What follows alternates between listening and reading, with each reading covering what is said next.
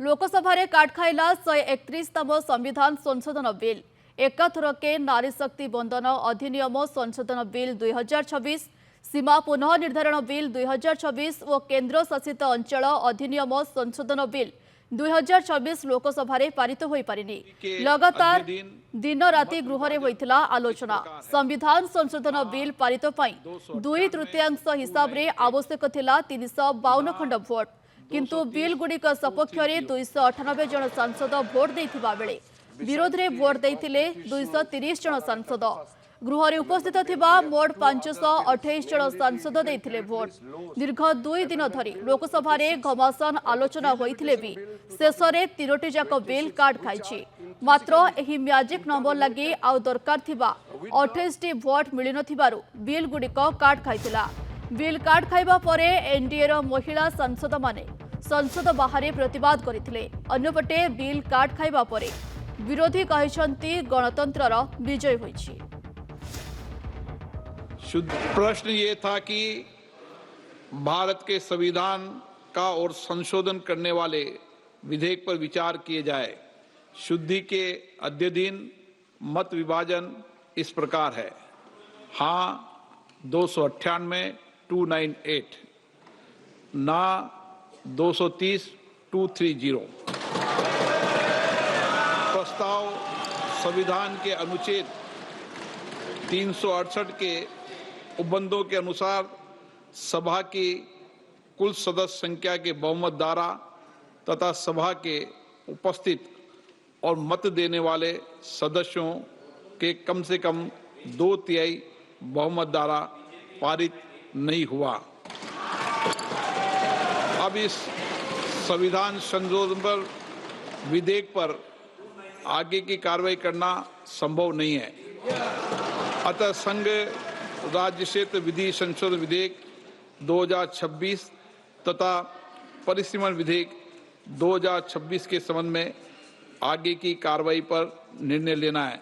Besides the Constitution 131st Amendment Bill, we have two other bills, namely the Union Territories Laws Amendment Bill 26 and the Delimitation Bill 2026, which are intrinsically interrelated with the Constitution 131st Bill. So it cannot be viewed from the isolation. इस दृष्टि से माननीय सभापति महोदय, जो नतीजा आया है, ये इतना ऐतिहासिक और महत्वपूर्ण बिल पर देश का महिलाओं को अब सम्मान अधिकार देने का जो बिल है, उसको विपक्ष ने साथ नहीं दिया। बहुत खेद की बात है।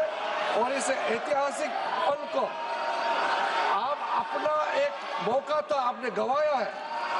आदरणीय नरेंद्र मोदी जी के नेतृत्व में महिलाओं को जो सम्मान देने का, अधिकार देने का हमारा अभियान जारी रहेगा और हम अधिकार दे के ही रहेंगे आगे।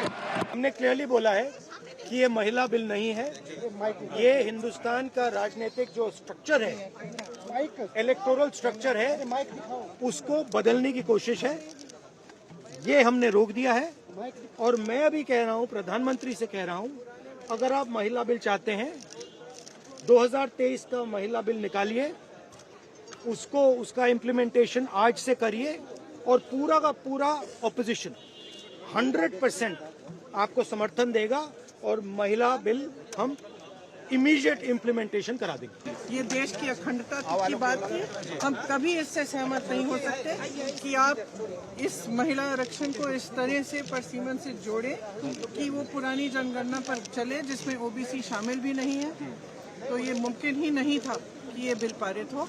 और मेरे ख्याल से हमारे देश के लोकतंत्र के लिए, हमारे देश की अखंडता के लिए ये एक बहुत बड़ी जीत है। मैम, महिला विरोधी माइंडसेट की जिस कह रहे हैं, जो गृह मंत्री ने भी बोला, महिला विरोधी माइंडसेट की वो कह रहे हैं जिन्होंने हाथरस में कुछ नहीं किया, जिन्होंने उन्नाव में कुछ नहीं किया, जिन्होंने मणिपुर की महिलाओं के लिए कुछ नहीं किया, जिन्होंने खिलाड़ियों के लिए कुछ नहीं कहा, ये कह रहे हैं कि हमारा विरोधी माइंडसेट है महिलाओं का। अगर आप ना अभी जो अमेंडमेंट कर रहे हैं, आपके पास में 2/3 मेजोरिटी है ही नहीं, तो आपके पास में अगर नहीं है 2/3 मेजोरिटी, आप किसके हिसाब से, किसके दम पे ये कर रहे थे? हमेशा इतना भी ये मत कीजिए कि ये होता है ना, ये इसको हम बोलते हैं ऊपर वाला की लाठी के मार में आवाज नहीं होती, ये यही है। आप देखिए जब 2014 में इनकी सरकार थी, इनके पास में 2/3 मेजोरिटी था। अगर ये चाहते तो तब भी लगा सकते थे, मगर ये नहीं लगाए। मैं हमेशा बोलती हूँ इन लोगों की मंशा बहुत खराब है। अभी इनको और एक मुद्दा मिल गया। क्या मुद्दा? ना वेस्ट बंगाल में जाके बोलेंगे देखो ये लोग महिला बिल को विरोध किए, हमने लाया। आप ना ये भी आपका जो ये है ना, ये भी काट खाएगा, क्योंकि ममता दीदी वहां पर पहले से राज्यसभा और लोकसभा में 33 नहीं 38% दे चुकी है महिलाओं को आरक्षण। आप वो नहीं ये कर सकते।